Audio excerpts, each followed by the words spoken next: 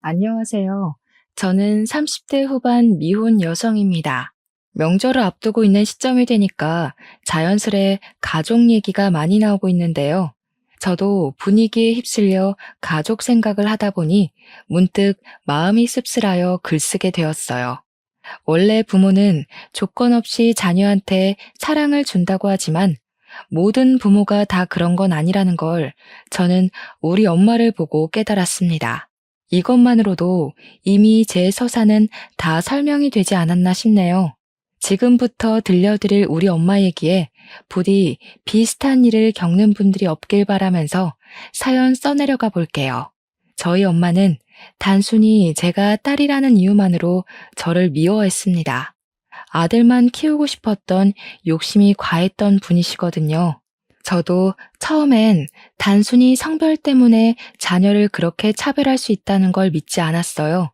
제가 엄마의 심기를 어딘가 불편하게 만들었기 때문에 엄마가 저를 미워하는 거라고 생각했고, 그래서 엄마한테 잘 보이고자 엄청나게 눈치 보고 노력하며 살았습니다. 거의 학창 시절을 다 그렇게 보냈었죠. 엄마가 고작 성별 때문에 저를 미워하는구나 라고 확신하게 되었던 순간은 갑자기 찾아온 게 아니었어요. 저도 모르는 사이 편애가 차곡차곡 쌓이고 있었더라고요. 저는 어릴 적에 필수 교육 아니면 오빠처럼 학원을 다닌다든지 용돈을 받는다든지 엄마의 관심을 받아본 기억이 없습니다. 아무것도 몰랐을 나이에는 오빠가 그저 첫째니까 오빠 위주로 챙겨준다고만 생각했어요. 그런데 친구들한테 가끔 내가 엄마한테 맞았다고 아무렇지 않게 얘기를 하면 친구들이 놀라면서 친엄마가 맞냐고 물었어요. 그건 제가 성인이 되어서도 친구들에게 들었던 말입니다. 저는 친구들을 통해서 원래 엄마란 사람이 어떤 존재, 어떤 이미지인지 느껴봤어요. 아예 모르고 평생 모르다가 죽는다면 엄마가 이렇게까지 밉지는 않았을 것 같네요.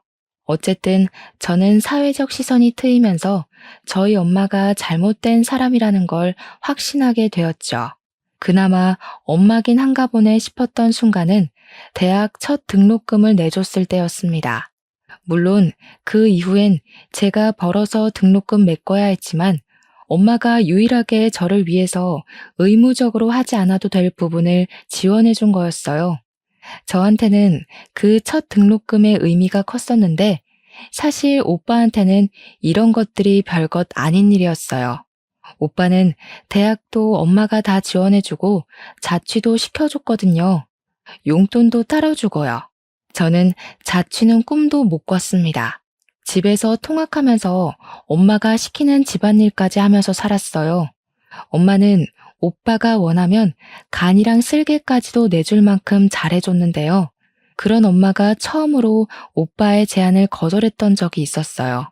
오빠가 결혼한다고 올케 언니 데리고 왔을 때 분가를 얘기했었는데 그걸 엄마가 절대 안 된다고 반대를 하더라고요. 일단 이유가 올케 언니 집안이 뼈저리게 가난했기 때문이었습니다.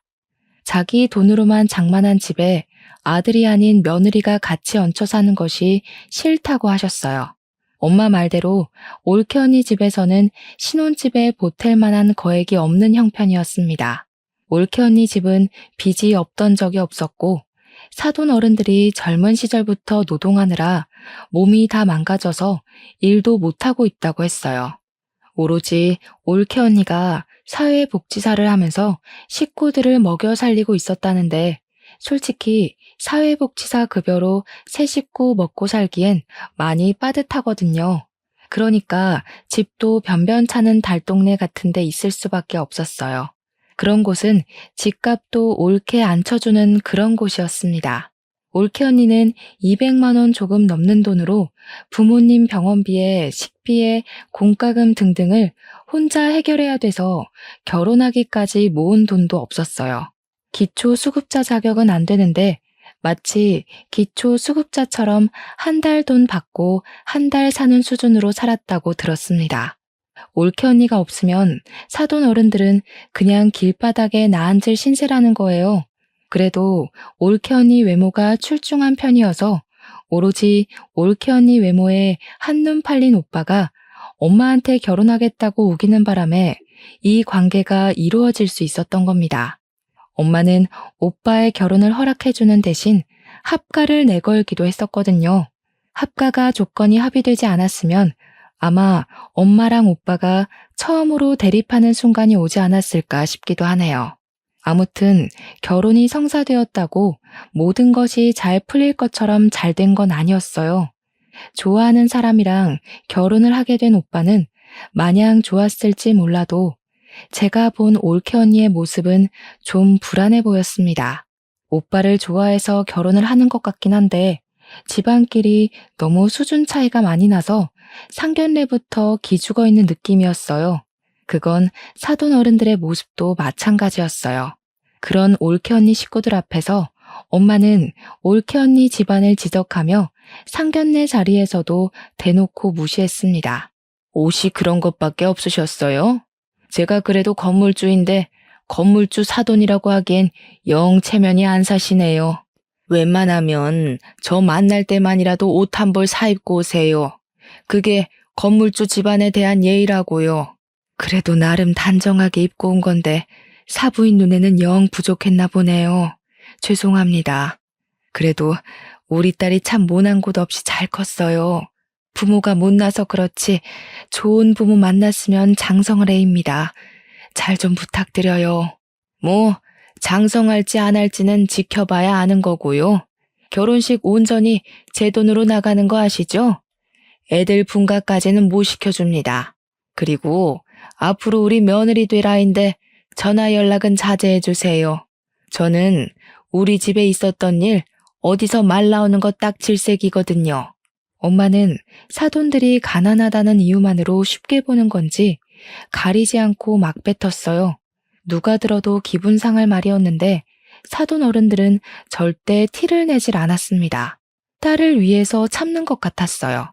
그나마 오빠가 작작하라고 말려서 엄마가 더한 수위를 넘기지 않을 수 있었습니다. 참고로 아빠는 자동차 관련 업체를 운영했었는데 일하다가 부득이한 사고를 당해서 돌아가셨어요. 제가 어릴 때 일이라서 잘 기억은 안 나는데 아빠가 워낙 미래에 대한 대비가 철저한 분이라 노후를 대비해 건물 한 채를 관리하고 있었다고 들었습니다. 안타깝게도 아빠가 돌아가시고 나서 그게 엄마 앞으로 상속이 되었는데 엄마는 그렇잖아도 계모 같은 성격을 건물주가 되자 더 군림하며 행동하였어요. 아무튼 저는 원래 용돈도 없었지만 엄마한테 달라고 구걸하느니 진작에 용돈 생각 자체를 포기했었습니다. 성인이 되고부터는 제가 아르바이트를 하면서 스스로 용돈벌이를 해나갔어요. 올케 언니가 제 예상대로 정말 착한 사람이었는데 저희 집에 올케 언니 들어오고 나서 제가 위로를 좀 많이 받았어요. 혼자 엄마한테 속 터지고 있던 마음을 올케 언니와 공유할 수 있어서 힐링이 되었습니다. 올케 언니랑 있는 시간이 좋긴 한데 한편으론 올케 언니가 저한테 자꾸 뭘 주려고 해서 미안할 때가 한두 번이 아니었어요. 아기씨, 이거 내가 사놓고 안 하는 목걸이인데 아가씨 할래요? 아가씨 목이 길고 하얘서 잘 어울릴 것 같아요. 언니, 저번에도 챙겨주시더니 또요? 저야 좋긴 한데 저 진짜 살면서 가족한테 관심 받는 거 처음이에요. 저 챙겨주는 사람 언니밖에 없어요. 처음엔 저도 모르게 착한 올케 언니에게 더 관심 받고 싶어서 괜히 힘든 소리도 많이 하고 고민 상담하면서 위로도 갈구했었어요. 그때마다 올케 언니는 제 마음을 귀신같이 알아채고는 친언니처럼 진심으로 저를 보듬어 주었습니다. 올케 언니 덕분에 원래 가족이란 건 이런 거구나 생각했어요. 그래서 올케 언니에 대해 마음이 많이 열렸고 저도 엄마 몰래 올케 언니를 많이 도와주었습니다. 혼자 집안이라는 서름을 누구보다 제가 잘 알고 있기 때문에 저는 올케 언니에게 그런 감정을 느끼게 해주고 싶지 않았어요. 올케 언니가 엄마한테 이리 치이고 저리 치이는 걸 많이 봤거든요. 엄마는 그냥 여자를 싫어하는 건지 저한테만 괄시를 했던 게 아니라 올케 언니도 그저 여자에 가난까지 더해서 심하게 미워하더라고요. 아유, 너는 가난한 냄새를 아주 달고 다니는구나. 어디 가서 내 며느리란 소리 하지 마라. 급이 안 맞아서야 원. 엄마는 저한테 그랬던 것처럼 올케 언니에게 막말을 서슴지 않되 다행히도 손찌검은 안 했고 이래라 저래라 명령질만 장난이 아니었습니다. 올케 언니가 사소하게 실수하는 것도 전부 트집 잡는 걸로 모자라 올케 언니의 살림 방식을 굉장히 싫어했어요. 야, 너 화장실 식초로 씻었니? 꾸진 년이 꾸진 짓만 하고 있네. 이 집에 비싼 물건들이 얼마나 있는데 냄새 배게 하려고 작정했어? 당장 환기시켜. 이런 식으로 올케 언니가 욕을 먹을 때면 제가 그거 달래준다고 늦은 새벽에 제 방으로 올케 언니를 몰래 불러서 맥주 한잔하며 엄마 뒷담 많이 깠습니다. 저도 저지만 올케 언니도 제가 아니었으면 이 집에서 못 버텼을 거라고 고마워해줬어요. 그렇게 저희 둘은 갈수록 사이가 많이 돈독해졌는데 얼마 안 가 대학을 졸업한 저는 집이랑 좀 먼 곳에 취업이 되어 독립을 하게 되었어요.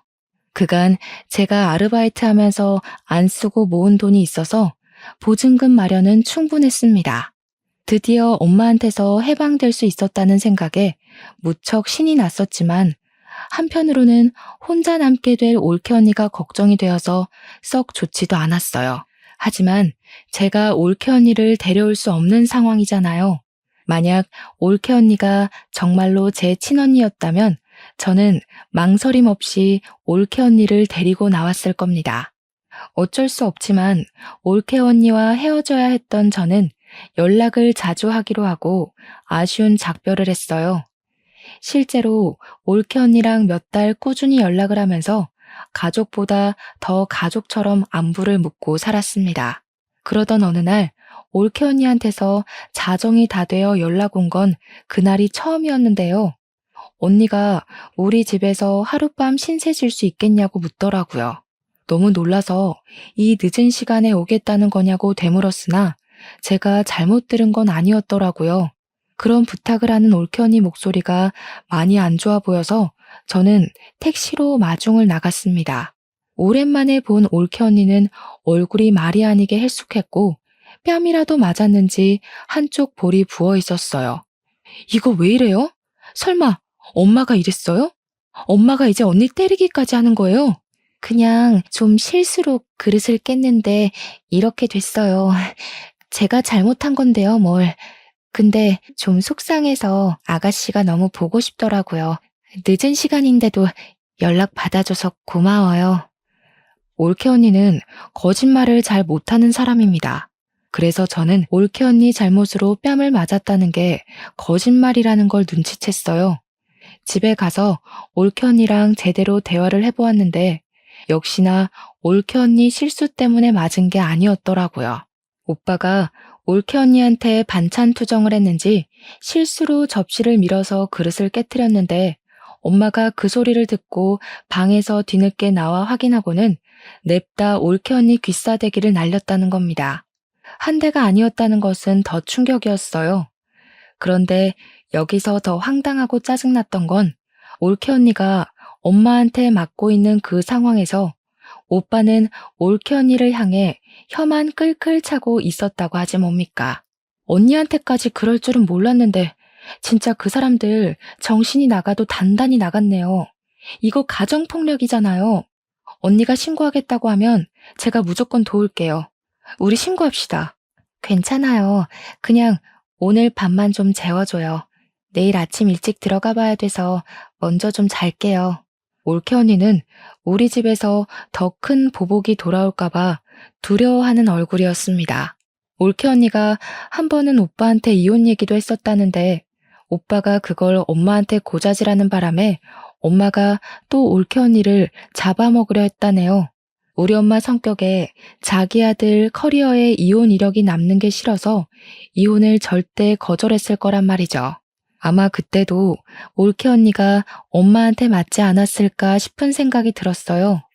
이왕 우리 집에 온 거 올케 언니가 오늘만큼은 마음 편히 잠을 자고 갈 수 있도록 방안을 최대한 따뜻하게 만들어 주었습니다. 다음 날은 뭐 그리 빨리 오는 건지 올케 언니를 웬만하면 보내기 싫었는데 어쩔 수 없이 배웅을 하면서 혹시라도 무슨 일이 있으면 언제든지 찾아오라고 우리 집 비밀번호도 알려줬어요. 올케 언니는 정말 고맙다고 하고 그렇게 지옥 구덩이로 돌아갔습니다. 그리고 저는 올케 언니를 그렇게 보낸 걸 여전히 뼈저리게 후회하고 있어요. 제가 다음으로 들은 올케 언니 소식은 유감스럽게도 사망 소식이었거든요. 일하다가 연락을 받았던 저는 상부의 얘기에 이를 빼고서 장례식으로 헐레벌떡 달려갔습니다. 올케 언니 영정사진과 그 앞에서 울고 있는 올케 언니 부모님을 보았어요. 그리고 그 와중에 소름 끼쳤던 건 눈물 한 방울 안 흘리는 오빠보다 시시덕거리며 조문객들이랑 떠들고 놀고 있는 엄마 모습이었습니다. 아우, 여기 음식업체 어디니? 떡이 굳었네 굳었어. 전화해서 좀 따져라. 돈을 얼마나 줬는데 서비스가 이 모양 이 꼴이야? 그때는 엄마가 다른 날보다 더 사람 같지 않아 보였어요. 엄마의 망언이 빈소 전체로 퍼지고 있는데도 가난한 집안이었던 사돈 어른들은 이 장례식을 차려준 엄마를 차마 뒤집어 엎질 못하고 있었습니다. 사돈 어른들이 더 분에 받쳐서 올케 언니를 향해 울고 있는 걸 제가 더 못 참겠더라고요. 그래서 저는 그간 어릴 때부터 받아온 차별과 멸시와 편애에 대한 서름을 담아서 엄마한테 달려갔어요. 식탁 위에 있는 육개장 그릇을 들고서 그대로 엄마 얼굴에 뿌려버렸습니다. 이년이 돌았나? 이게 뭐야? 뭐하는 짓이야 이 정신 나간 년아. 진짜 정신 나간 게 뭔지 보여줘? 사람이 이만큼 정신 나가도록 한 게 누군데 이제 하다못해 사람까지 죽였어. 엄마는 살인자야. 엄마가 뭔데 잘 살려고 하는 사람들을 죽여버려. 엄마는 눈에 들어간 육개장 때문에 제 말을 듣지도 못하고 발만 동동 구르며 따가워하고 있었습니다. 제 얘기를 들었다고 하더라도 고춧가루 통증 때문에 대답을 할 수 없었다고 보는 게 맞겠네요. 엄마가 너무 소란 피우면서 휴지를 찾으니까 누군가가 서둘러 휴지를 가져왔는데 저는 그걸 뺏어 들고서 신발장 밖으로 던져버렸어요. 그리곤 엄마 머리채 잡고 잡아뜨리고는 올케 언니 죽인 죄로 경찰에 신고할 거라 겁박을 주었습니다. 이 년이 먹여주고 키워줬더니 누구 편을 드는 거야? 자기 혼자 죽은 년을 뭘 내가 죽였대? 나도 짜증나 죽겠다고. 갑자기 죽어버려서 사람 돈 쓰게 만들고 말이야. 부조금 다 내가 가져갈 거니까 아무도 손대지 마. 올케 언니가 삶을 스스로 포기했을지언정 그렇게 만든 원인은 당연히 엄마랑 오빠라고 생각했습니다. 손만 안 댔다 뿐이지 올케 언니에게 엄마랑 오빠는 분명한 가해자였어요. 장례식장은 첫날부터 시끄러웠습니다. 제가 엄마를 막대하고 있자 뒤늦게 오빠가 달려들어서 저를 밀쳤는데 그대로 밀쳐지는 저를 사돈 어른들이 붙잡아 주어 넘어지진 않았어요. 사돈 어른들은 저를 보고서 용기를 얻은 건지 이제야 엄마한테 한 소리를 하기 시작했습니다. 이 악마 같은 사람들, 우리 딸을 감히 총부리듯 부려요? 어쩐지 우리 같은 집안을 사돈으로 받아준다고 할 때부터 이상했어. 우리 딸 이런 식으로 부려먹고 죽이려고 데려간 거지? 어디서 가난뱅이 주제에 건물주한테 큰 소리를 쳐요? 아무것도 없이 쓸모없는 몸뚱이만 들고 시집 왔으면 그 정도는 감당했어야지. 세상에 공짜가 어딨어? 내가 정신 나갔다고 남의 집 거지 새끼를 애지중지하며 데리고 살겠어? 내 딸 입에 들어가는 쌀 한 톨도 아까운 마당에? 엄마는 오빠 덕분에 겨우 눈을 뜨고는 우리한테 삿대질을 하면서 망언을 퍼부었습니다. 그러면서 자기가 차린 장례식장이니 당장 꺼지라고, 아니, 올케 언니 장례식 여기서 정리하자고 난동 부리기 시작했어요. 결국 보안 직원 오면서 상황은 정리되었습니다. 보안 직원 지키고 있는 가운데 올케 언니 장례식은 3일을 겨우 보낼 수 있었어요. 엄마랑 오빠 때문에 올케 언니 앞에서 마음 터놓고 울어보지도 못하고 완전 냉전 상태로 장례식을 마무리했습니다. 저는 이대로 올케 언니를 억울하게 보낼 수 없었어요. 끝까지 잘잘못 모르는 악마 같은 제 가족을 벌 주고 싶었습니다. 저도 그만한 도전을 해볼 수 있는 직장인이었으니까요. 가장 먼저 찾아간 곳은 바로 우리 집이었어요. 언니의 물건이 다 그 집에 있으니까 들어가기 끔찍한 그곳을 제 발로 찾아갔습니다. 아이고, 가난뱅이 자식 납시였네. 네가 거기서 감히 남의 집 사람들을 옹호해? 이제 너는 내 딸 아니야. 내 집에서 당장 나가. 내가 언제 엄마 딸이었던 적은 있어? 자식이라고 낳았으면 조건 없이 당연히 해줘야 되는 의무 말고는 엄마가 나한테 뭘 해줬는데? 대학 등록금 한 번 내준 거? 그건 엄마가 자식한테 해주는 지원이 아니라 내가 엄마 뒤치다꺼리한 비용으로 받은 거지.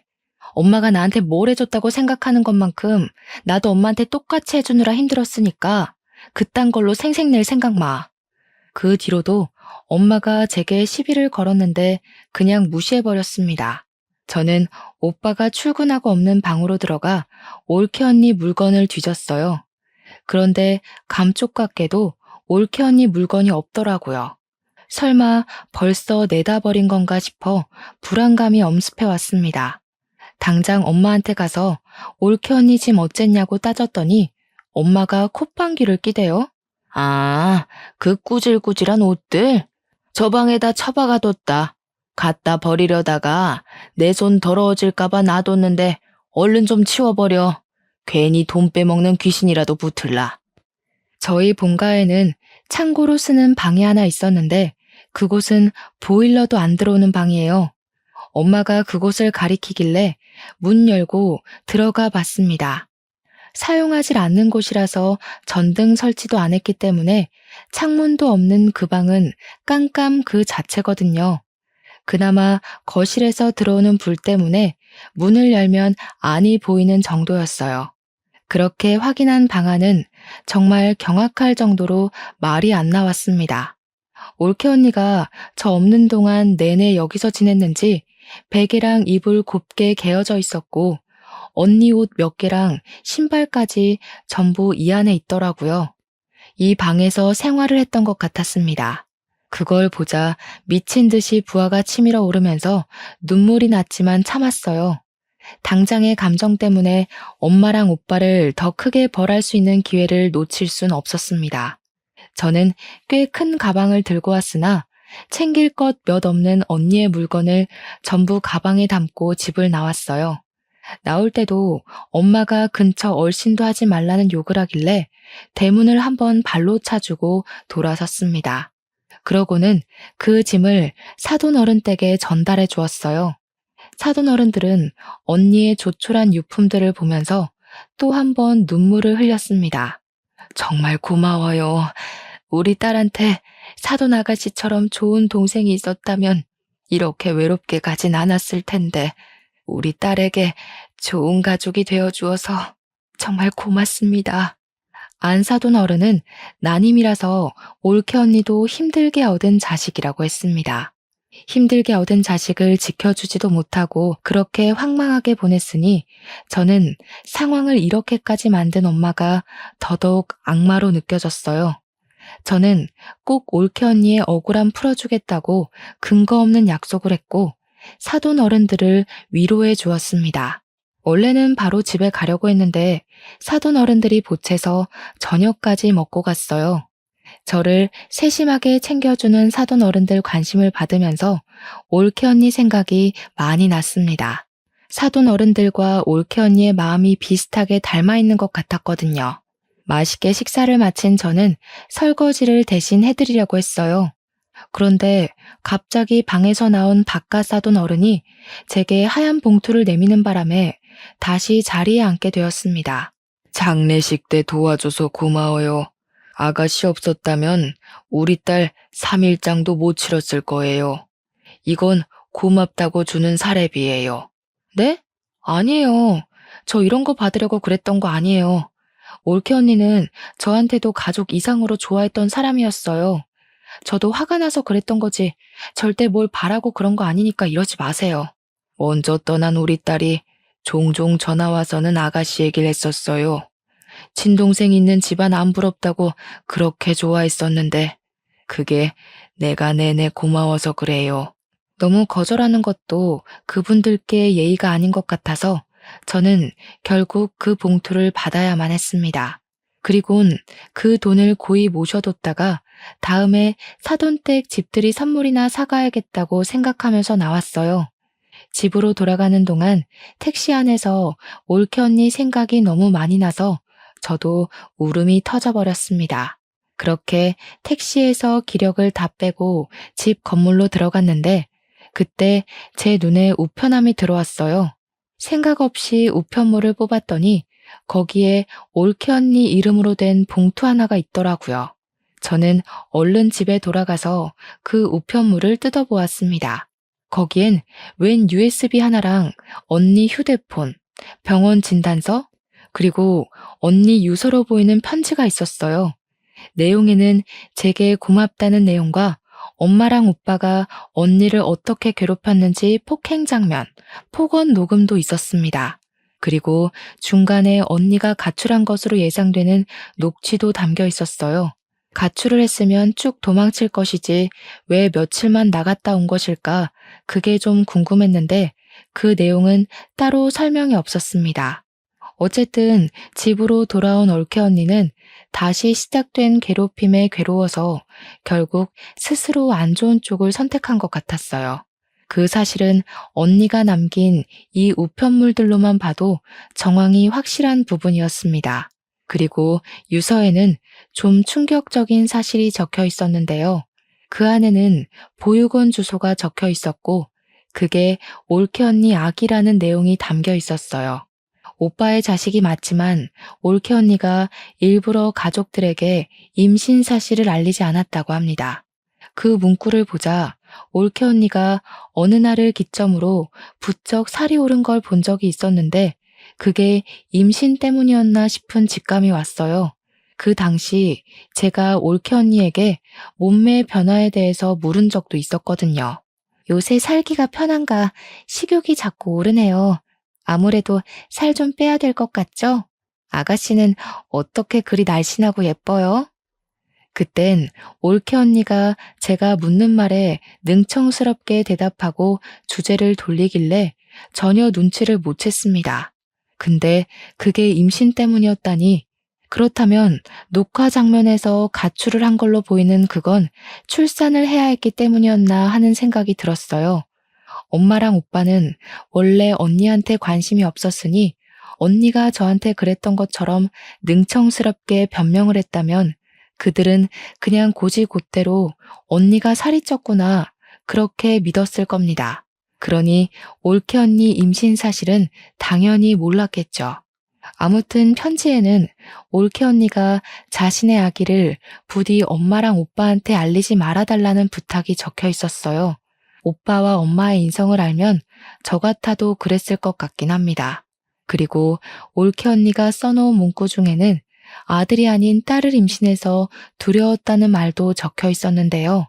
아이가 핍박받고 자랄 게 겁이 나 식구들에게 비밀로 하고 보육원에 맡길 수밖에 없었다는 뉘앙스가 있었어요. 자신의 자식도 제대로 안아보지 못하고 죽을 준비만 했을 언니의 마음이 얼마나 썩어 문드러졌을지 굳이 눈으로 확인하지 않아도 알 것 같아서 너무 속상했어요. 그렇게 착한 언니는 이렇게 가면 안 되는 사람이거든요. 아이랑 같이 행복하게 살 자격이 있는데 왜 우리 가족이랑 연이 되어서 이렇게 생을 마감해야 했는지, 우리 언니를 망쳐놓은 것이 제 엄마랑 오빠라는 게 정말 끔찍했고 누군가를 해코지하고 싶단 마음이 처음으로 들었었어요. 언니의 편지 마지막 멘트에는 저한테 미안하고 고마웠다는 말까지 있었는데 그 진심 어린 말에 저는 정말 많은 죄책감을 느꼈습니다. 언니가 쓸쓸한 선택을 하도록 신경을 못 써준 게 너무 미안했고, 쓸쓸하게 떠나는 순간에도 옆에 있어준 사람 하나 없었다는 것이 너무 미안했어요. 저의 슬픔은 오빠랑 엄마를 향한 분노로 변질되어 커졌습니다. 일단 저는 급히 아이를 찾으러 보육원을 먼저 갔어요. 그곳에서 올케 언니가 맡긴 갓난 여자 아기를 만났습니다. 다행히도 언니 딸은 개 같은 오빠를 닮지 않고 하얗고 예쁜 언니를 닮았더라고요. 이 예쁜 아이를 떼어놓아야만 할 때의 언니 심정은 이루 말할 수 없을 만큼 괴로웠겠죠. 저는 아이 소식을 사돈 어른들께 알린 후 데려갔습니다. 다행히 출생신고는 되어 있었는데 조금 늦게 안 사실이지만 당황스럽게도 아이 이름이 제 이름과 같더라고요. 언니가 저를 그만큼 생각해줬다는 것 때문에 제가 얼마나 더 울었는지 모릅니다. 눈물이 나면 날수록 차오르는 분노 때문에 저는 당장 사돈 어른들에게 변호사를 알아봐 주었어요. 사돈 어른들이 올케 언니를 위한 소송을 할 수 있도록 변호사랑 같이 준비를 했습니다. 올케 언니는 아이가 있다는 사실을 밝히지 말아달라고 했지만 양육비를 뽑아내기 위해선 어쩔 수 없었고 양육비 청구 소송까지도 빠짐없이 받아낼 생각이었어요. 우리 예쁜 조카는 사돈 어른이 엄마 몰래 키워주기로 했습니다. 구청에 가서 사돈들이 지원을 받을 수 있는 혜택도 알아봐 줬어요. 그리고 제게 가장 중요한 소송, 그걸 자랑하려고 직접 소송장을 가지고 본가에 직접 찾아갔습니다. 근데 어처구니 없게도 집 앞에 웬 다른 아가씨가 하나 있더라고요. 엄마랑 문 앞에서 대화를 하는 것 같았는데 저도 모르게 계단 쪽으로 숨어서 그 상황을 엿들었습니다. 혹시 몰라서 몰래 휴대폰 렌즈만 들이밀어 영상도 촬영했죠. 어쩜 이리도 착할까. 우리 아들이랑 너무 잘 어울리는 한 쌍이다. 이제 뭐 필요한 거 있으면 이 시애미한테 얼마든지 말해. 그리고 앞으로는 무겁게 한우 같은 거 사들고 오지 마. 귀한 우리 며느리 손 상할까봐 내 마음이 조마조마하다. 아주 기가 막히지 않습니까? 엄마는 올케 언니 떠난 지 얼마나 됐다고 그새 다른 아가씨를 구해서 오빠 재혼을 준비하고 있었어요. 저는 바로 소송장을 감추고 그 아가씨랑 엄마가 대화를 끝내고 엘리베이터 쪽으로 나올 때까지 숨어서 기다렸습니다. 한 20분 대화가 이어졌을까? 둘이서 사이좋게 인사를 나누고 현관문이 닫혔어요. 아가씨가 엘리베이터 쪽으로 오길래 저도 그제야 제 모습을 드러냈습니다. 제가 먼저 아는 체를 했더니 아가씨가 당황하면서 저더러 누구냐고 묻더라고요. 1001호 집안의 딸이에요. 보아하니 저희 오빠랑 결혼 준비하시는 것 같은데 저희 엄마가 엄청나게 꼬리치고 있는 거 보니까 좀 잘 사시는 분인가 봐요. 네? 어머님이 외동아들 하나 있다고 그랬는데요. 누구신데 뜬금없이 나타나서 그런 말 하세요. 알지도 못하는 사람을 왜 상대해줘야 하는지 모르겠네요. 비켜주세요. 긴 말 안 할게요. 저희 오빠랑 결혼하지 마세요. 만난 지 얼마 안 되셨을 거 아니에요. 저희 올케 언니가 죽은 지 얼마 안 됐으니까. 저희 올케 언니는 돈 없다고 갈굼당해서 죽었거든요. 그쪽은 돈이 있는 것 같은데 이제 엄마가 그쪽 돈 빨아먹으려고 갈굼하겠네요. 제 말이 안 믿기시면 가족관계 증명서 가져오고요. 아가씨는 제 말에 당황해서 일단 답변을 못했습니다. 그러다 결국 제가 손에 들고 있던 소송장을 보여줬더니 어느 정도 우리 집안에 문제가 있다는 걸 느낀 것 같았어요. 이 아가씨는 오빠보다 나이 많은 노처녀더라고요. 제 얘기를 믿고 자신과 우리 집안 돌아가는 상황을 설명해 주었는데요. 이 아가씨 엄마랑 우리 엄마는 동창 사이였고 여자 쪽에서 결혼이 더 급한 건지 만난 지 2개월 만에 결혼 약속을 했다고 하더라고요. 만난 지 2개월이면 올케 언니가 죽기 전이란 말이죠. 오빠가 바람까지 피웠다는 뜻입니다. 어쨌든 죽은 올케 언니가 오빠와 혼인신고를 안 했기 때문에 그 아가씨는 오빠가 결혼을 했었던 유부남이란 사실도 모르고 있었어요. 저는 더더욱 그분에게 이 결혼 절대 하지 말라고 신신당부를 했습니다. 그러자 아가씨가 당황하더니 사실 이번 주 주말에 상견례 날짜가 잡혀 있다고 하더라고요. 엄마는 저를 아예 가족에서 배제하기로 작정했나 봐요. 딸이 있다는 사실도 안 알리고 오빠가 상견례 한다는 사실도 알리지 않은 것 보면 말이죠. 뭐 이런 정황만 봐도 유부남인 게 들킬까봐 그런 게 뻔하네요. 오히려 잘 됐다고 생각했어요. 저는 아가씨에게 그 상견례 장소랑 시간만 알아내서 깽판 치러 찾아가기로 계획을 바꿨습니다.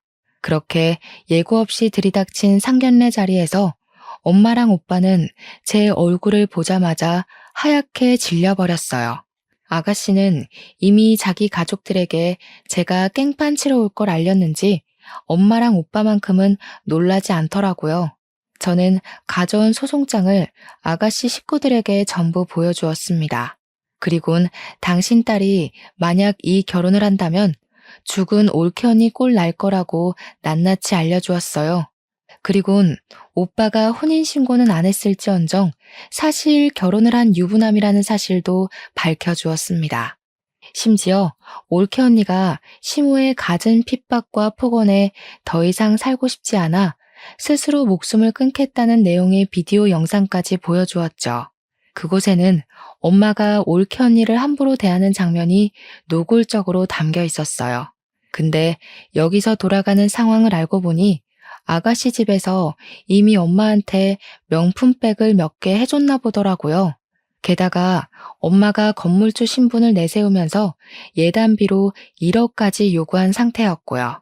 새 사돈 되시는 분은 저렴하기 짝이 없는 엄마의 행실에 결국 화를 참지 못하고 자리에서 일어났습니다. 그리곤 식탁 위에 있는 따뜻한 차를 엄마 얼굴에 뿌려버리는 거 아니겠습니까? 우리 딸이 어제 그런 말 할 때는 그래도 동창이니까 네 말을 믿었어. 근데 이런 시궁창 과거를 속이고 감히 우리한테 돈까지 바래? 우리 딸은 또 뭐라고 괴롭히면서 죽일 작정이었니? 네 아들보다 나이 많다고 종살이 시킬 생각이었어? 화딱지 나서 못 참겠네. 너 내가 고소할 테니까 두고 봐. 알고 보니 오빠 재혼에 필요한 예식장과 신혼집에 들어갈 가전제품, 신혼집까지 전부 다 아가씨 집안에서 돈을 다 대준 거더라고요. 마치 올케 언니가 우리 집 올 때 우리 집에서 신혼살림 다 대준 것처럼 말이죠. 뭐 올케 언니는 분가를 한 게 아니니까 사실상 그렇게 뭘 많이 해줬다고도 못해요. 지금이야말로 뱉어낼 게 많아진 엄마가 큰일 난 셈이었습니다. 화가 난 아가씨 엄마는 자기가 들인 돈 다 뱉어내라고 소리를 빽 질렀고 당장 사기죄로 신고할 거라며 변호사를 찾으러 자리를 박차고 나갔습니다. 엄마가 나가는 친구를 잡으려고 급하게 따라붙었지만 자기 친구한테 귀싸대기만 맞았을 뿐이었어요. 아가씨 엄마가 돈이 더 많으니까 엄마가 정말 꼼짝도 못하더라고요. 엄마는 그 성질 못 참고 화살을 제게로 돌렸는데요. 엄마가 제 머리채를 잡는 순간 마침 경찰이 들이닥쳤어요. 사실 제가 경찰에 미리 신고를 하고 이곳을 찾아왔거든요. 잘 됐다고 아가씨 엄마도 나가다가 경찰을 마주친 건지 다시 돌아와서는 당장 이것들 다 잡아가라면서 사기꾼들이라고 삿대질을 했어요. 엄마랑 오빠는 찍소리도 못하고 그대로 연행이 되었습니다. 아가씨 엄마는 결혼 준비를 위해 낭비한 금액인 1억을 손해배상 청구했어요.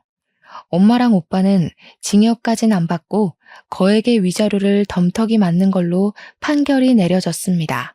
이미 그것만으로 건물이든 집이든 하나는 내놓아야 되는 상황이라서 엄마가 굉장히 화났을 겁니다. 그래서 그런가 우리 집을 찾아와서 대문을 발로 차고 난리더라고요. 문 열기는 싫고 인터폰 켜고서 꺼지라고 한마디 해줬더니 엄마가 초인종에 대고 쌍욕을 하는 거 아니겠어요? 내가 너를 낳는 게 아니었는데 진짜 너는 집안의 수치다.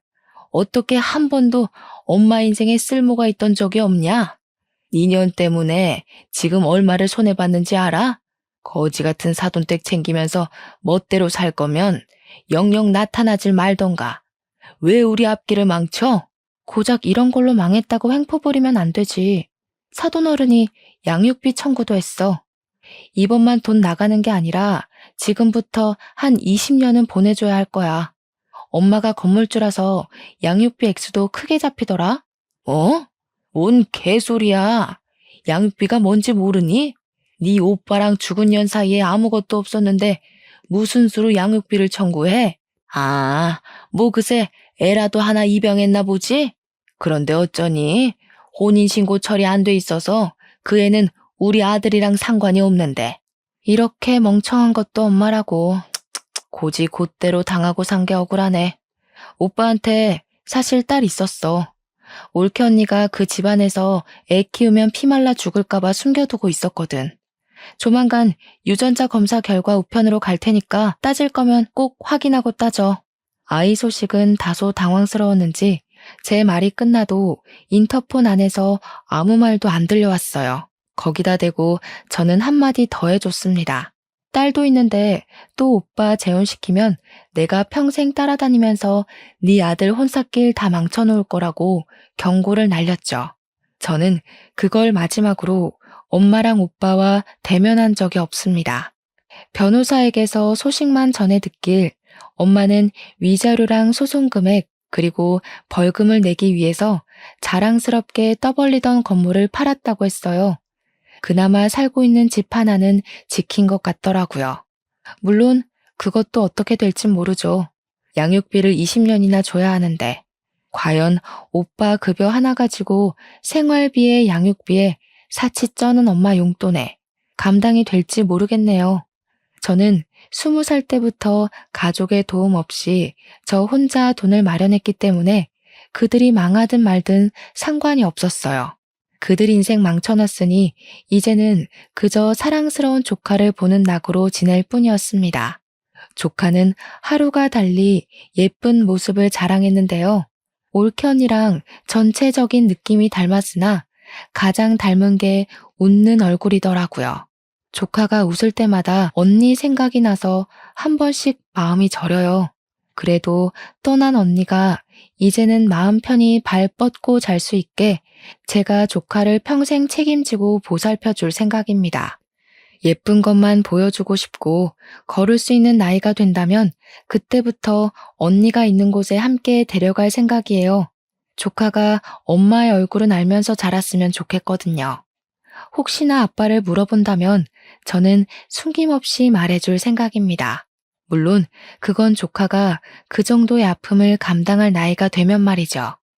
이제 그만 그들 신경 안 쓰고 잘 살 수 있겠지 하고 마음 놓던 시기에 뜬금없이 오빠한테 연락이 온 적이 있었어요. 철천지 원수 같은 오빠는 어이없게도 딸 얼굴 한번 보고 싶다며 연락을 했더라고요. 그 말을 듣는데 더 들을 것도 없이 화가 나서 저는 오빠한테 바로 미쳤냐고 절대 싫다고 거절했습니다. 오빠가 아빠 자격이 있다고 생각해? 언니가 오죽 겁이 났으면 임신한 사실도 숨겼겠어. 출산도 몰래 집 나가서 혼자 해결하고 몸 회복도 안 됐는데 집에 돌아와서 또 괴롭힘 당했어. 언니가 그렇게 괴로울 동안 오빠는 뭐 했는데? 오빠는 엄마랑 뭐 다를 거라 생각해? 오빠는 그냥 조카 양육비만 다달이 보내면 돼. 그게 내가 오빠한테 봐줄 수 있는 유일한 아빠 노릇이야. 오빠는 제 경고에 아무런 말도 하지 못했습니다. 그제야 자기도 잘못한 걸 뼈저리게 느낀 건지 다행히도 성실하게 양육비를 보내주곤 있어요. 만약 안 보낸다면 제가 또 가만히 있지 않을 겁니다. 엄마는 여전히 반성도 없어요. 오빠가 가끔 문자로 엄마 감당하기 힘들다고 연락이 오는데 엄마가 정신 나가서 그런가 이젠 아들한테도 성질을 부리나 봅니다. 저러다가 그나마 있는 아들 하나한테도 버림받아봐야 정신을 차리는지 모르겠네요. 제가 조금 더 빨리 철이 들고 사회에 대해 잘 알았더라면 올케 언니를 우리 오빠랑 결혼시키지 않았을 텐데 이건 아마 제 평생의 후회로 남을 것 같습니다. 그 사실 때문에 사돈댁에 더 자주 찾아가긴 해요. 마치 본가를 찾아가듯 마음 편한 걸음으로 주말에 한 번씩은 갑니다. 조카가 좋아하는 인형이랑 용품들 챙겨가고 사돈어른들 옷도 몇 벌씩 선물해주고 있어요. 제 급여가 떵떵거릴 만큼 많은 건 아니지만 용돈을 딱히 쓸 데도 없고 또 사돈댁이 제게는 본가 같은 기분이 들어서 그렇게 하고 싶더라고요. 사돈 어른들도 제게 더는 존댓말을 하지 않아요. 정말 딸처럼 이름을 불러주면서 제 생일까지 기록해놓고 챙겨주신답니다. 이런 게 남들 다 누리고 있는 가족 사이라면 저는 아마 사돈댁과 계속 이런 연을 이어갈 것 같아요. 비로소 소중한 사람들과 화목하게 사는 것이 무엇인지 느끼고 있는 요즘입니다. 글이 길었죠? 변변찮은 내용이었을지 모르겠지만 긴 글 들어주셔서 너무 감사합니다. 날이 많이 따뜻해졌는데 우리 모두 가족들과 나들이 다니면서 소중한 추억 많이 만듭시다.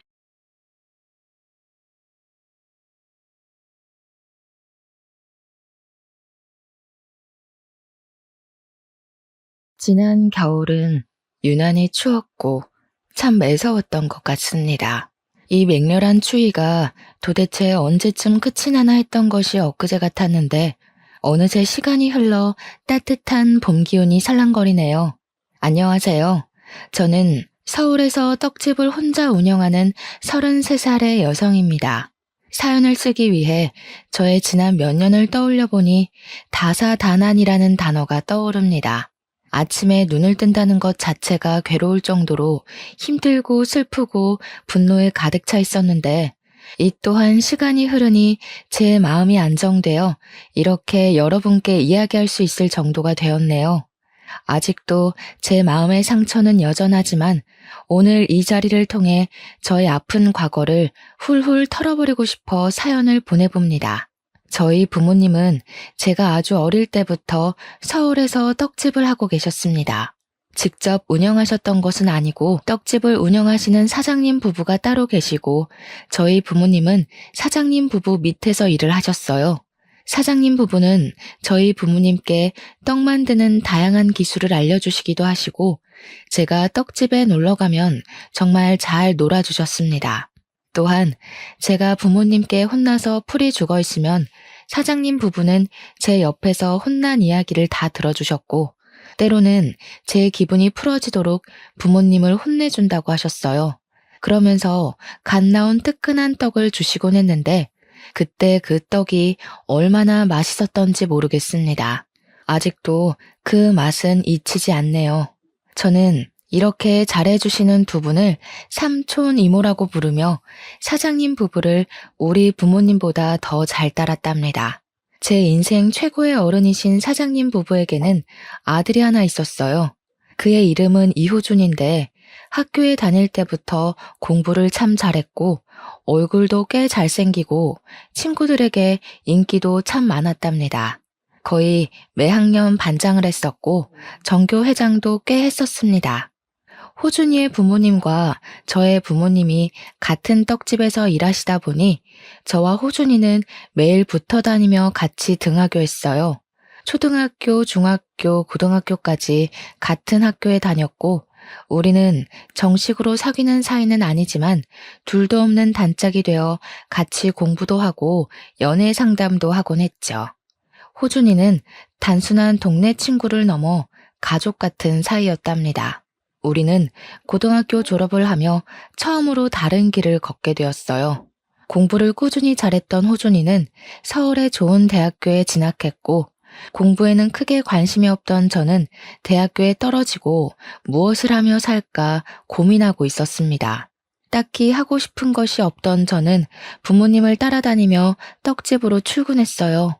처음에는 그곳에서 청소나 정리를 하며 용돈이나 조금 벌어볼 생각으로 다녔는데 옆에서 보니 떡 만드는 것이 꽤 재밌어 보이더군요.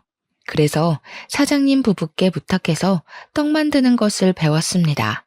사장님 부부는 밖에서 열심히 일해야 하는 젊은 사람이 왜 떡을 만드냐고 하셨지만 그래도 싫지는 않으셨는지 물어보면 하나부터 열까지 다 자세히 알려주셨어요. 저희 부모님도 하고 싶은 것이 생길 때까지만 하라고 하시며 제가 떡 만드는 기술을 배우는 것에 대해 크게 뭐라 하시지는 않았습니다. 떡집은 일반 직장인과 다르게 새벽부터 문을 열어야 해서 새벽 4시에는 5시까지 출근해야 했어요. 새벽에 일어나는 것이 정말 힘들었지만 일할 때만큼은 그 피곤을 다 잊을 정도로 재밌었답니다. 그렇게 부모님이 다니시던 떡집에서 일하며 떡 만드는 기술을 배우고 익히다 보니 어느덧 제 나이가 30살이 되었어요. 서당께 3년이면 붕어를 읊는다는 말처럼 저도 10년이 지나니 이제는 사장님이나 부모님 없이도 혼자서 떡 대부분을 만들 수 있었습니다. 물론 사장님의 손맛보다는 덜하지만요. 호준이는 그동안 대학교를 졸업하고 대기업에 취업했어요. 우리는 각자의 삶을 살아가느라 바쁘기는 했지만 종종 연락을 주고받았고 시간이 맞을 때는 같이 맛있는 음식을 먹으러 다녔습니다. 어쩌다 보니 우리는 매일 보았고 하루라도 보지 않으면 자꾸 생각이 나곤 했어요. 그러던 어느 날 저와 호준이가 둘이서 술을 먹고 이런저런 이야기를 하다가 우리가 서로에게 느끼는 이 감정이 단순한 우정이 아닐 수도 있겠다는 생각이 들었습니다. 어릴 때부터 옆에 붙어 있어서 심장이 쿵 내려앉는 그런 설레는 감정은 없지만 그래도 없으면 허전하고 보고 싶은 이 감정이 사랑인 것 같았어요. 호준이 역시 저와 같은 마음이었고 그때부터 우리는 연인이 되었습니다. 그렇게 만난 지 1년이 흘러 우리의 사이는 더 깊어지고 부모님과 사장님께도 우리의 교제 사실을 말씀드렸어요. 오랜 세월을 알고 지냈지만 그래도 막상 말하려니 걱정도 되고 많이 떨리더라고요. 그러나 저의 걱정이 무색할 정도로 사장님 부부는 우리의 만남을 축하해 주셨습니다. 그러면서 저를 오랜 세월 동안 보면서 우리 아들의 짝이 되었으면 좋겠다고 생각했는데 정말 그렇게 되어서 너무 기쁘다며 이제 딸이 하나 생겼다고 생각할 테니 서로 잘 만나고 결혼도 하라고 하셨답니다. 저희 부모님 역시 호준이 정도라면 충분히 멋진 남편감이라며 잘 만나보라고 응원해 주셨어요. 이렇게 우리는 공식적인 연인 관계가 되었습니다. 사장님의 떡집은 날이 가면 갈수록 잘 되었어요. 특히 답례 떡 주문량이 정말 많아져서 저와 사장님 부부는 떡을 만들고 부모님은 나온 떡을 포장하고 배달을 하시곤 했습니다. 그러던 어느 날이었어요. 부모님이 사장님과 제가 만든 떡을 정성스럽게 포장해서 배달을 가셨는데 나가시고 10분 정도 지났을 무렵 아버지 번호로 전화가 왔습니다. 떡에 무슨 문제가 있나 싶어 받아보니 전화가 끊기더라고요. 뭔가 느낌이 이상해서 바로 다시 전화를 걸었는데 웬 여성분이 전화를 받았어요. 그 여성분은 자신은 구급대원이라고 하며 부모님이 타시던 자동차를 화물차가 들이받아 크게 다치셔서 지금 근처 대형 병원으로 이송 중이신 것입니다. 저와 사장님은 바로 부모님이 계시는 병원으로 달려갔어요. 응급실에 가보니 아버지는 아주 힘겹게 마지막 숨을 이어가고 계셨고 어머니는 이미 돌아가신 상태였습니다. 저는 그 모습을 보고 충격을 받아 다리에 힘이 풀려 주저앉았고 아버지는 사장님의 손을 잡고 힘겹게 무슨 말씀을 하신 뒤 다시는 눈을 뜨지 못하셨어요. 이렇게 저와 부모님은 하루아침에 어이없는 사고로 영원한 이별을 하게 되었습니다. 사장님 부부와 호준이의 도움으로 부모님의 장례식을 무사히 마치고 저는 이제는 부모님이 계시지 않는 떡집으로 출근했어요. 사장님 부부는 괜히 무리하지 말고 조금 쉬다 오라고 했지만 가만히 있으면 더 슬프고 자꾸 부모님이 생각나서 일에만 미쳐서 살았습니다. 그렇게 한 달 정도가 지났어요. 사장님이 진지하게 할 말이 있다고 하며 오늘은 일찍 가게 문을 닫고 호준이까지 불러서 다 같이 저녁을 먹자고 하셨습니다. 사장님은 그날 가게 문을 일찍 닫고 근처에 꽤 비싼 한정식 집을 가셨어요. 오랜 세월을 알고 지냈지만 같이 이런 곳을 와본 적이 없어서 도대체 무슨 말씀을 하시려고 이런 곳까지 오시나 궁금했습니다. 자리를 잡고 앉아 있는데 호준이가 들어오고 사장님은 비싼 코스 메뉴를 주문하셨어요.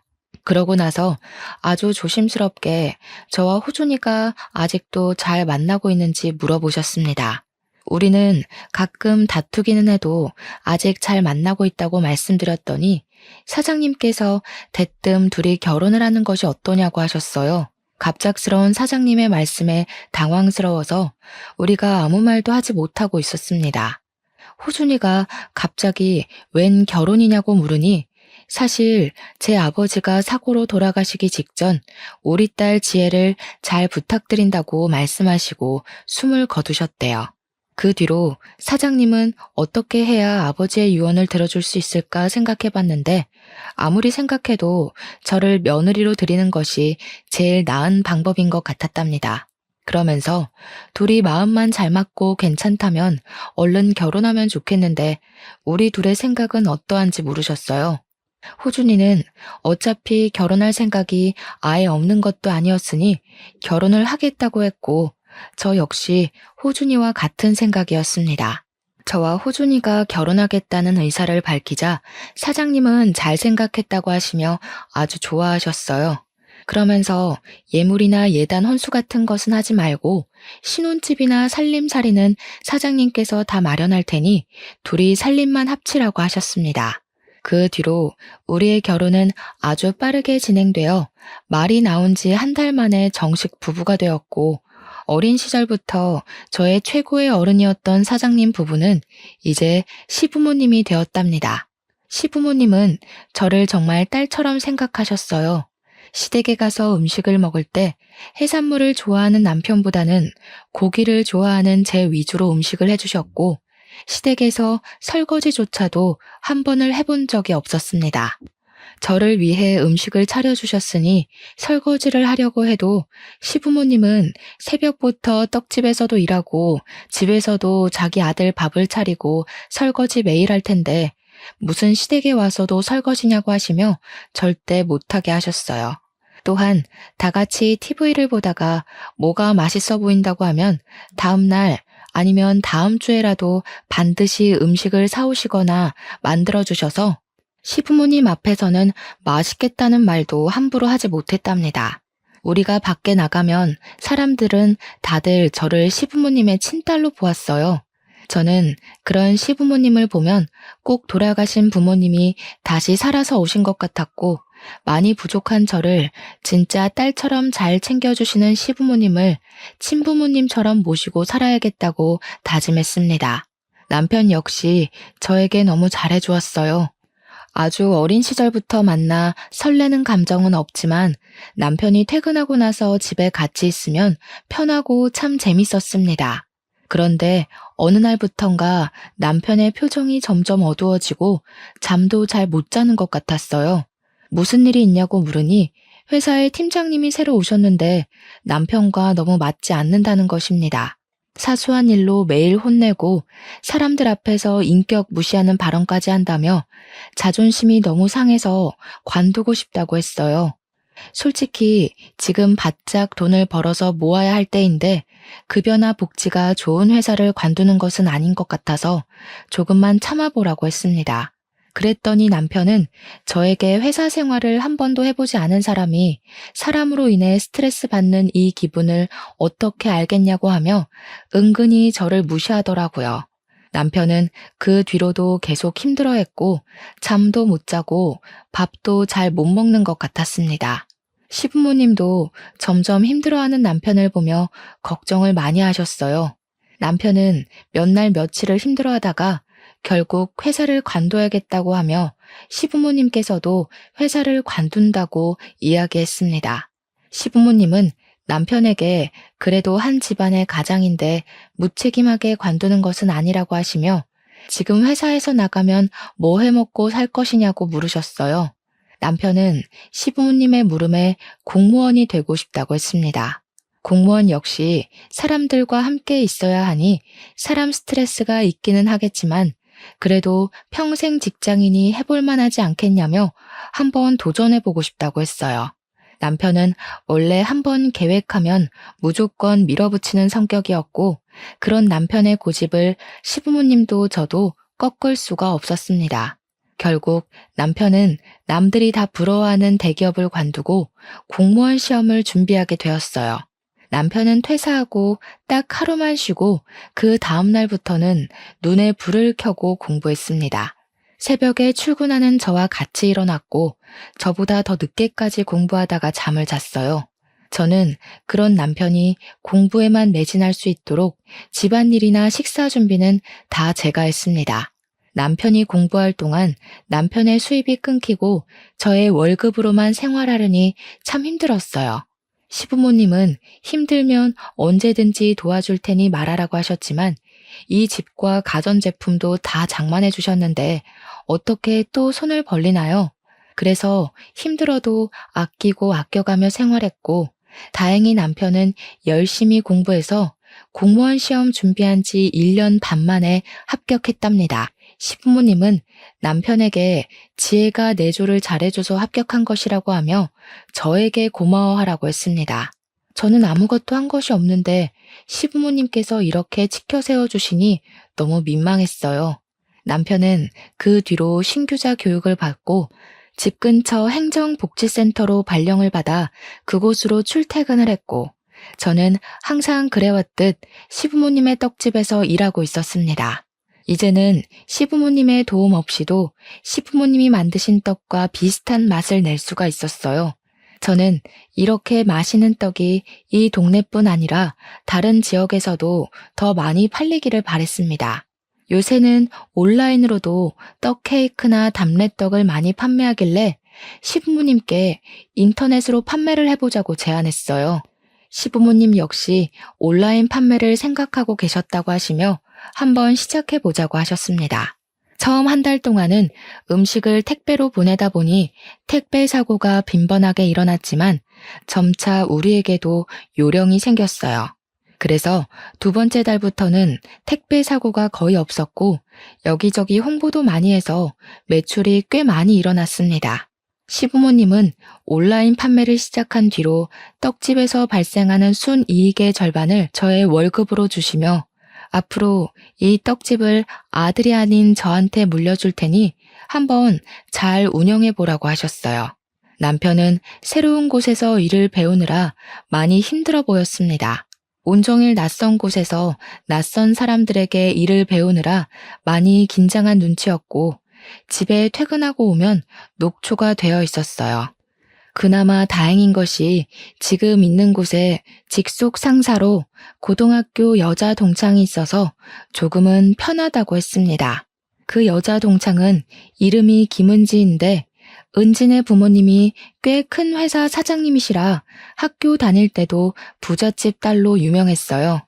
저는 은지가 당연히 아버지 회사에 들어갈 줄 알았는데 공무원이 되었다니 참 신기했고 적응하느라 힘든 남편에게 도움을 주니 참 고마웠습니다. 남편은 은지에게 정신적으로 많이 의지하는 것 같았어요. 행정복지센터에서는 물론 퇴근하고 집에 와서도 종종 카톡을 주고받더라고요. 일이 마치고 집에 왔는데도 직장 상사와 카톡을 주고받을 일이 뭐가 있나 궁금해서 물어봤지만 남편은 회사 업무가 퇴근하고 왔다고 끝이 아니라고 하며 원래 다들 이런다고 했습니다. 사실 저는 떡집 말고 일반 회사에서 일해본 적이 한 번도 없었기에 회사원들은 퇴근하고도 이렇게 계속 업무상의 연락을 주고받나 보다 생각했어요. 그리고 무엇보다 저는 새벽에 출근해서 매일 일찍 잠을 자야만 했기에 남편이 밤늦도록 카톡을 해도 거기에 대해 신경 쓸 겨를도 없었습니다. 하루는 남편이 은지한테 너무 많이 도움을 받는다고 하며 다 같은 고등학교 동창이니 주말에 함께 밥을 먹자고 했어요. 저는 오랜만에 동창을 만날 생각에 그저 좋았습니다. 만나기로 약속한 주말이 되었어요. 저는 그냥 평소에 입던 대로 입으려고 했는데 남편은 그래도 오랜만에 친구를 만나니 예쁘게 잘 차려입고 나가라고 했습니다. 제가 소개팅을 하는 것도 아니고 고등학교 여자 동창을 만나러 가는데 왜 굳이 그래야 하냐고 했어요. 그랬더니 남편은 결혼한 사람이 예쁘게 잘 꾸미고 다니면 서로 보기 좋지 않겠냐고 했습니다. 이 일로 저와 남편은 살짝 투덕거리다가 결국 남편이 골라준 옷을 입고 조금 늦게 식당으로 향했어요. 은지는 이미 식당에 와 있었습니다. 제 기억 속의 은지는 그저 귀여웠던 것 같은데 31살이 된 은지는 키는 작아도 세련되고 여자인 제가 봐도 정말 예뻤어요. 반면에 저는 떡집에서 일하는 흔하디 흔한 아줌마 같아서 뭔가 묘하게 비교되는 듯한 느낌이 들었습니다. 남편은 은지에게 참 상냥했고 은지는 그런 남편의 행동이 꽤 익숙해 보였어요. 제 남편이 그러는 모습이 참 낯설기도 하고 기분이 좋지 않았지만 다 같은 친구이니 그럴 수도 있겠지 하고 말았습니다. 저는 은지에게 남편이 지금 힘든 시기인데 여러모로 도와줘서 고맙다고 했어요. 은지는 우리가 남도 아니고 같은 고등학교 나온 동창인데 당연히 도와줘야 하는 것 아니냐며 씩 웃고는 앞으로도 종종 만나서 같이 식사도 하고 놀기도 하자고 했습니다. 분명히 은지는 좋은 의도로 이야기하는 것 같았지만 왠지 모르게 뭔가가 참 불편했어요. 남편은 그런 제 속도 모르고 은지의 말이면 무조건 다 좋다고 하고 있더라고요. 남편과 은지는 좋았지만 저는 그 식사 자리가 참 불편했습니다. 그날 집에 오면서 남편은 은지 옷 입는 거 봤냐고 하며 저와 은지가 같은 나이인데 왜 그리 옷도 못 입고 아줌마가 되었냐고 타박을 했어요.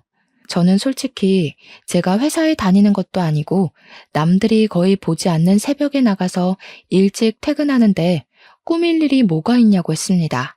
그래도 옷 입는 것 좀 신경 좀 써. 그러다가 내가 너를 여자로 안 보면 너 어쩌려고 그래? 그때 가서 후회하지 말고 평소에 관리도 좀 하고 옷 입는 것도 신경 써, 은지처럼. 아까 식당에서 은지랑 너 비교되었던 거 알아? 누가 봐도 은지는 20대로 보이고 너는 30대로 보이더라. 야, 아무리 그래도 어떻게 나한테 말을 그렇게 해? 솔직히 이런 말 너한테 듣는 거 정말 불쾌해. 그리고 내가 꾸미기 싫어서 안 꾸미니? 네가 잘 다니던 회사 관두고 공무원 시험 본다고 하며 수입이 없는 바람에 아껴 쓰느라 꾸밀 수도 없었잖아. 넌 어떻게 말을 그렇게 하냐? 하긴 너같이 고졸의 떡집에서만 일하던 애가 사회생활이 힘든지 어떤지 어떻게 알겠어. 그리고 솔직히 말해서 너 같은 애가 나같이 좋은 대학교 나오고 공무원 남편 어디서 구할 수 있을 것 같아? 부모님이 한순간에 돌아가셔서 불쌍해서 결혼해줬더니만 어디에서 지금 큰 소리야? 저는 남편의 말에 크게 상처를 받았고 그날 집에 들어와서까지 싸웠고 돌아가신 부모님 생각이 나서 펑펑 울었어요. 다음 날 전날 밤에 우는 바람에 눈이 팅팅 부은 채로 떡집에 출근했습니다. 눈도 붓고 잠도 거의 못 잔 채로 출근한 저를 본 시부모님은 무슨 일이 있었냐고 걱정하셨어요. 저는 말을 하지 않으려 했지만 시부모님이 너무 걱정하시고 자꾸 물어보셔서 어쩔 수 없이 어제 있던 일을 다 말씀드렸습니다. 시부모님은 어떻게 자기 부인한테 그런 말을 할 수가 있냐며 크게 화를 내셨고 결국 그날 저녁 남편은 퇴근하자마자 떡집으로 불려와 호되게 혼이 났어요. 남편은 저에게 말로는 미안하다고 했지만 얼굴은 전혀 미안한 표정이 아니었습니다. 그 뒤로 저와 남편은 이전과는 다르게 어색해지고 집에서도 딱 필요한 말 아니면 굳이 다른 말은 하지도 않았답니다. 남편이 공무원이 된 지 2달째 되었을 때였어요.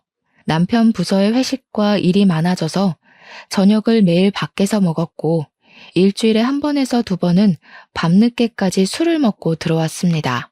그리고 주말에는 갑자기 상갓집이나 결혼식에 갈 일이 많았는데 꼭 혼자서만 다녔어요. 솔직히 새벽부터 떡집에서 일하고 퇴근하고 와서 남편의 저녁상을 차리느라 힘들기는 했지만 막상 매일 저녁을 밖에서 먹고 들어오니 왠지 모르게 씁쓸했습니다. 우리가 서로 안 지 오래되기는 했지만 지금 신혼이잖아요. 그런데 남편은 항상 밖으로만 다니고 저는 집에만 있으니 결혼해도 외로웠고 항상 혼자만 있는 기분이었습니다. 시부모님은 이런 우리의 모습을 보며 걱정을 하셨고 남편만 따로 불러서 저한테 잘해주라고 말씀하셨지만 여전히 남편은 밖으로만 돌아다녔어요. 그러던 어느 날이었습니다. 떡집에서 퇴근하고 집에 오다가 옆집에 사는 언니를 만났어요. 이 언니는 처음에 여기로 이사 오면서 우연히 알게 되었는데 저보다 나이는 3살이 많고 혼자 살고 있었습니다. 언니가 저에게 그동안 잘 지냈냐고 하며 신혼인데 남편이랑 사이는 어떠냐고 물어봤어요. 저는 남편이 일 때문에 바빠서 얼굴도 잘 보지 못한다고 했습니다. 언니는 저의 이야기에 심각한 표정을 지으며 사실 언니가 요새 저녁에 시내의 음식점에서 아르바이트 하는데 남편이 다른 여자와 시내를 다니는 것을 몇 번이나 봤다는 거예요. 아무리 봐도 저는 아닌 것 같은데 다정하게 손을 잡고 거의 매일 저녁 7시에서 9시 사이에 나타난다고 했습니다. 그러면서 언니는 솔직히 이 말을 할지 말지 많이 고민했지만 그래도 말은 해야 할 것 같다는 생각에 조심스럽게 말한다고 했어요. 제가 어제도 봤냐고 했더니 어제는 7시 정도에 시내에서 팔짱 끼고 걸어 다니는 것을 봤다고 했습니다. 그러면서 혹시나 해서 사진을 찍었다며 언니가 찍은 사진을 보여줬는데 보니까 남편과 은지가 팔짱을 끼고 누가 봐도 연인처럼 걸어 다니고 있었어요. 그 전날에도 사진을 찍었는데 역시나 남편과 은지였습니다.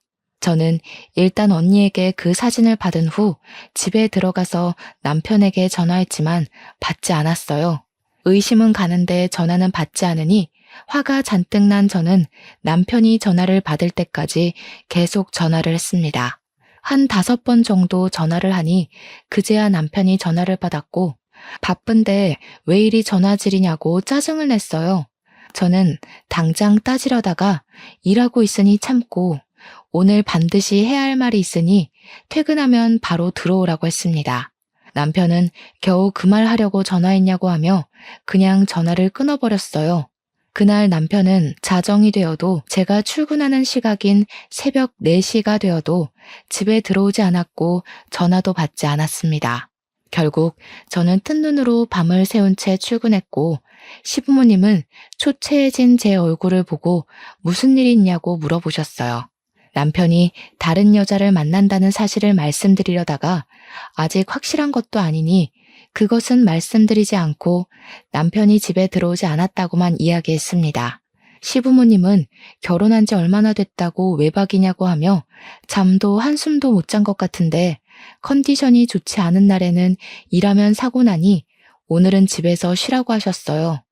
저는 괜찮다고 일을 한다고 했지만 시부모님은 기어이 저를 집으로 보내셨고 시부모님의 성화에 어쩔 수 없이 집에 갔습니다. 그런데 현관문을 열고 들어가니 뭔가 이상했어요.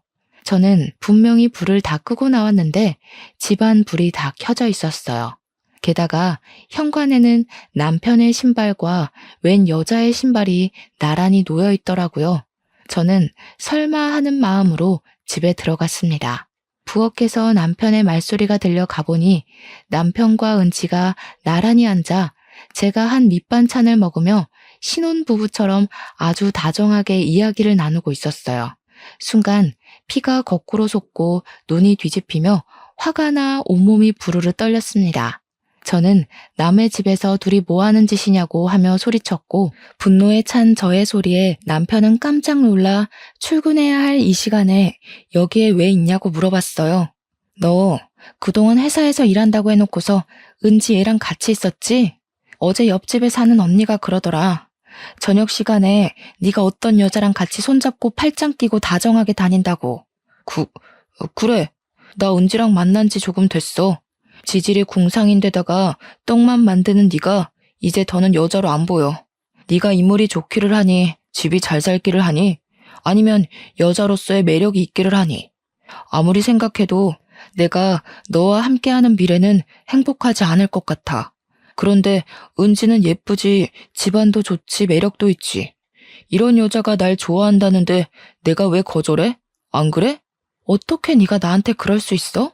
아니 그럼 도대체 나랑 왜 사귀고 왜 결혼했어 왜? 한순간에 부모님 다 잃고 고아가 되어버린 네가 너무 불쌍했거든. 단순히 네가 불쌍해서 느끼는 연민의 감정이었는데 그게 사랑이라고 착각했지 뭐야. 내가 너와 결혼한 건 순수하고 젊은 시절의 내 실수였어. 사실 그동안 나와 은지 매일 데이트했고 우리는 서로서로 강력히 원하고 사랑해. 그리고 솔직히 대학교도 나오지 못하고 그깟 떡집에서만 일하는 너보다는 같은 공무원의 대학교 졸업한 은지가 나랑 더 잘 어울리지 않겠니? 그러니까 네가 이쯤에서 포기하고 물러나. 그러면 내가 위자료 섭섭지 않게 챙겨줄게. 너희 바람을 피워놓고선 뭐가 이리 당당해? 지금 이렇게 잘못하다 걸렸으면 무릎 꿇고 사과라도 해야 하는 거 아니야? 진짜 너무 황당해서 말이 다 나오지 않는다. 아, 피곤하다. 나랑 은지는 출근 전에 좀 자야겠으니까 온 김에 우리가 먹은 그릇 설거지나 하고 있어. 우리는 들어가서 좀 잘게. 어제 밤을 새웠더니 너무 피곤하네. 남편은 은지를 데리고 큰 방으로 들어가 문을 잠가버렸습니다. 저는 한순간에 동창에게 부부 침실을 빼앗긴 이 상황이 너무 황당해서 그대로 멍하게 있다가 구역질이 날 것 같아 집을 뛰쳐나갔어요. 밖은 아직 어두웠고 공기는 무척 차가웠습니다. 차가운 공기를 가로지르며 넋이 나가 걷고 또 걸었어요. 한참을 멍한 상태로 걷다가 정신 차리고 보니 떡집 앞이었습니다. 시부모님은 떡집에서 일하시다가 정신이 나간 채로 문 앞에 있는 저를 발견하시고는 깜짝 놀라셨어요. 시어머니는 일하시다가 말고 나오셔서 도대체 둘이 무슨 일이 있는 것이냐고 물으셨습니다. 저를 걱정스럽게 보시는 시부모님의 얼굴을 보니 갑자기 눈물이 왈칵 나더니 어린아이처럼 대성통곡을 했어요. 어머니는 그런 저에게 아무것도 묻지 않고 그저 어깨를 토닥이시며 안아주셨고 저는 따뜻한 어머니의 품 안에서 한참을 울었습니다. 저의 울음이 어느 정도 그쳐지고 진정되자 어머니는 도대체 무슨 일이 있는 것이냐고 물어보셨어요. 저는 그동안 남편이 집에 매일 늦게 들어왔던 것부터 조금 전에 제가 집에서 보고 들은 이야기까지 하나도 빠짐없이 다 말씀드렸더니 나의 이야기를 들으시던 시아버지는 처음에는 욕을 하시다가 지금 신혼집 안방에서 둘이 같이 누워있다는 이야기를 들으시고는 작동하던 모든 기계를 다 꺼버리셨어요.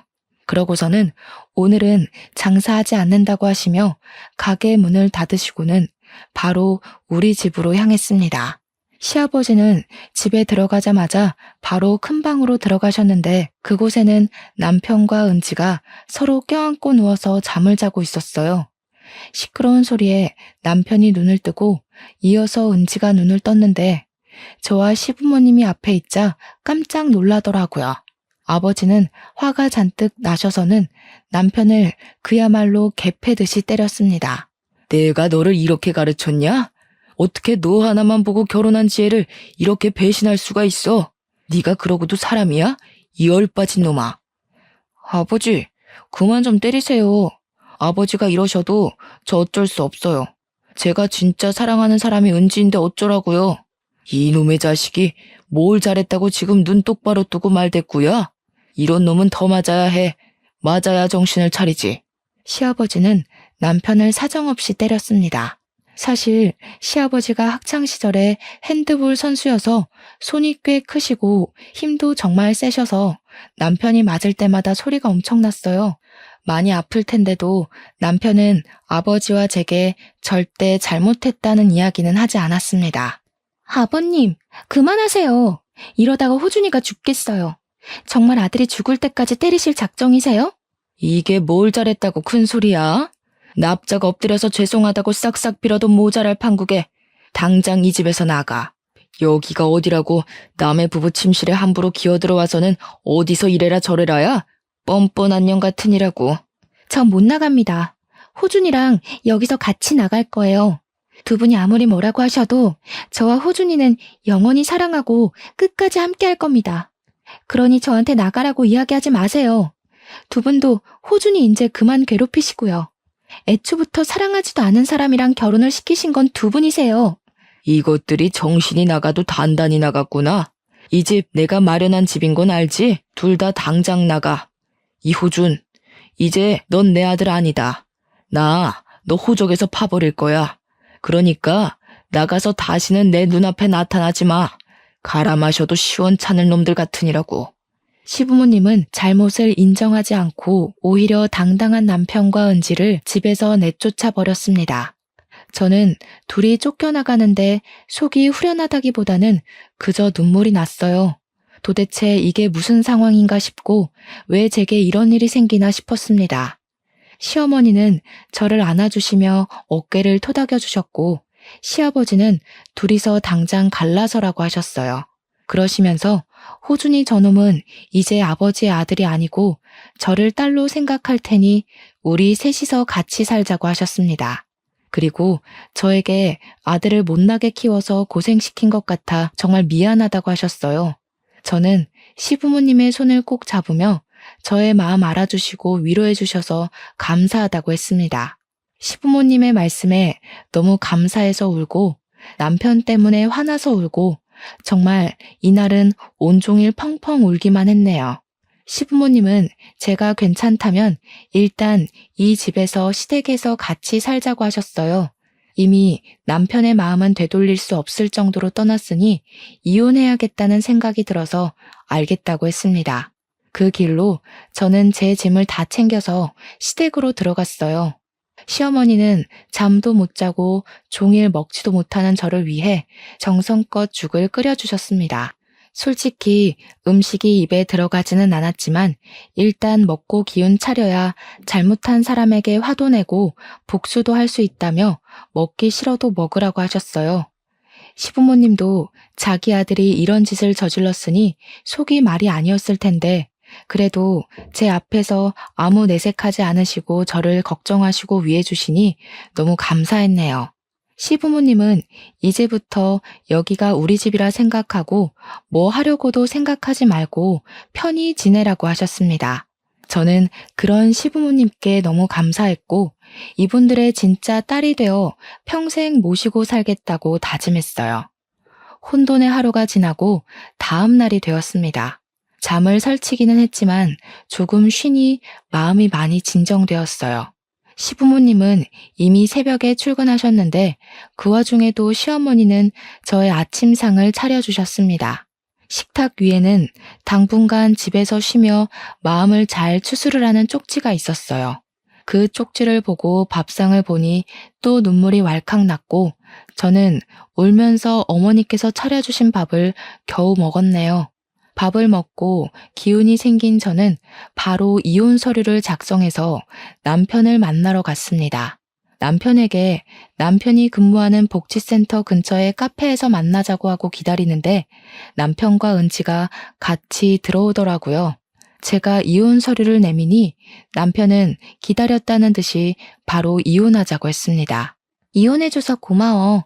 사실 네가 고등학교밖에 나오지 않았고 그동안 떡만 만들었다길래 무식할 것 같아서 말이나 잘 통할까 싶었는데 그래도 잘 알아먹고 먼저 이혼하자고 하니 다행이네. 뭐 이렇게 되었으니 너도 이제 앞으로는 잘 먹고 잘 살길 바래. 참, 여기 오는 길에 내가 돈 좀 뽑았어. 위자료라 생각하고 이 돈 받고 예쁜 옷도 좀 사드리고 해. 그래야 얼른 남자 만나서 시집가지. 안 그래? 은지는 마지막 순간까지 제 속을 후벼 팠습니다. 제 앞에서 아주 거만한 표정으로 돈 봉투를 주고 전 남편의 팔짱을 끼고 나가는데 정말 화가 머리끝까지 났어요. 당장 머리채라도 붙잡고 싶었지만 카페이고 손님도 많아서 일단 참았습니다. 솔직히 결혼해서 같이 산 날도 얼마 되지 않았고 아이도 없으니 그냥 조용히 이혼하려고 했는데 그 거만한 꼬락서니를 보니 도무지 안 되겠더라고요. 저는 이들이 절대 잘 살지 못하도록 복수하기로 마음을 먹었습니다. 어떻게 하면 그들이 가장 힘들어할지 생각을 하다가 남편이 공무원이 된 것을 아주 자랑스럽게 여기던 것이 생각났어요. 그리고 남편이 행정복지센터로 발령받은 지 6개월이 안 돼서 아직은 정식 공무원이 아닌 15기간이었습니다. 제가 알기로는 이 15기간에 공무원으로서 자질이 부족하다고 판단되는 경우 잘릴 수도 있다고 들었어요. 바로 이 점을 이용해서 복수하기로 했습니다. 저는 일단 옆집 언니에게 받았던 남편과 은지의 데이트 사진을 프린트했어요. 사진 밑에는 이호주는 결혼까지 한 자기 부인을 버리고 같은 곳에서 같은 공무원으로 근무하고 있는 은지와 바람이 나서 이혼을 요구하고 있다는 글을 적었습니다. 그리고 무기명으로 남편이 근무하고 있는 행정복지센터에 사진을 퀵으로 보냈어요. 2시간 정도나 지났을까요? 남편에게 전화가 왔는데 화가 아주 잔뜩 나 있더라고요. 또 어떻게 사람 뒤통수를 이렇게 칠 수가 있어? 네가 보낸 사진 때문에 공무원에서 잘렸어. 내가 어떻게 된 공무원인데 이제 어찌할 거야? 내 인생 어찌할 것이냐고. 무슨 소리를 하는 거야? 사진이라니? 나는 그런 거 없는데? 솔직히 내가 그랬다는 증거라도 있어? 이거 시침이 떼는 것 좀 봐. 그런 사진 보낼 사람이 너밖에 없는데 모른 척하지 마. 어떻게 은지한테 돈까지 받고 이런 짓을 벌여? 이럴 거면 은지한테 받은 위자료 다시 내놔. 그게 얼만지 알아? 자그마치 1,000만 원이야. 다시 다 내놔. 그럼 이 위자료 다시 반환하고 우리 이혼 소송해볼까? 아무 잘못 없는 내가 유리할까? 아니면 바람 피운 네가 더 유리할까? 남편은 제 말에 아무 말도 하지 못했습니다. 저는 남편에게 바람 피운 사람들끼리 만나서 잘 먹고 잘 살아보라고 하며 전화를 끊었어요. 그날 저녁 퇴근하신 시부모님께 오늘 하루 동안 있었던 일을 다 말씀드렸습니다. 시부모님께는 그래도 자식인데 제가 이렇게까지 해서 죄송하다고 했어요. 시부모님은 무슨 그런 소리를 하냐며 이제는 그 자식은 내 자식 아니니까 밖에서 굶어 죽든 말든 신경 쓰지 않을 것이라고 하셨습니다. 그러면서 저에게 통장 하나를 건네주셨어요. 이게 무엇이냐고 물으니 저희 부모님 몫으로 챙겨둔 퇴직금이었는데 그 퇴직금에 돈을 조금 보태서 1억을 만들었다고 하셨습니다. 지금은 너무 몸과 마음이 힘드니 한 달 정도 쉬었다가 이 돈으로 저만의 떡집을 운영해 보라고 하셨어요. 저는 아직 시부모님과 함께 있고 싶어서 거절했지만 시부모님은 이제 떡도 잘 만들고 배울 것은 다 배운 것 같으니 독립해서 더 크게 성장해 보라고 하셨습니다. 이미 두 분이 좋은 가게 자리까지 알아봐 두셨더라고요. 시어머니는 사실 이런 생각은 몇 년 전부터 하고 계셨고 저희 부모님의 유언을 지키기 위해서라도 이 돈을 받아달라고 하셨습니다. 너무 간절히 말씀하시는데 이런 시부모님의 제안을 거절만 하는 것은 아닌 것 같아 마지못해 알겠다고 했네요. 그리고 한 달 후 저는 시부모님의 도움으로 떡집을 차렸습니다. 떡집 이름은 돌아가신 부모님의 이름을 한 글자씩 따서 지었어요. 시부모님이 저의 떡집이 잘 되도록 적극적으로 홍보해 주셔서 처음 치고는 꽤 좋은 성과를 내고 있답니다. 그리고 남편과 저는 숙려 기간을 가진 후 이혼을 했습니다. 전 남편과 은지는 일하던 행정복지센터에서 쫓겨나고 은지는 유부남과 바람피웠던 사실을 부모님도 알게 돼 빈털터리로 집에서도 쫓겨났어요. 부모님과 다니던 회사에서 쫓겨난 이들은 그동안 벌었던 돈으로 겨우겨우 원룸을 구해서 살고 있다고 합니다. 여기까지가 저의 지난날 다사다난했던 이야기입니다. 부모님이 돌아가시고 나서부터 전 남편의 바람까지 그 당시에는 도대체 내가 무슨 잘못을 저질렀길래 이런 일이 생기나 하는 생각이 들었어요. 너무 힘들었는데 그때마다 제가 쓰러지지 않게 붙잡아 주신 것은 저의 시부모님이셨습니다. 저를 끝까지 놓지 않고 돌봐주신 시부모님이 계시지 않았다면 아마 저는 이 힘듦을 이겨내지 못하고 부모님을 따라갔을 것 같아요. 저는 지금도 여전히 시부모님과 함께 살고 있습니다.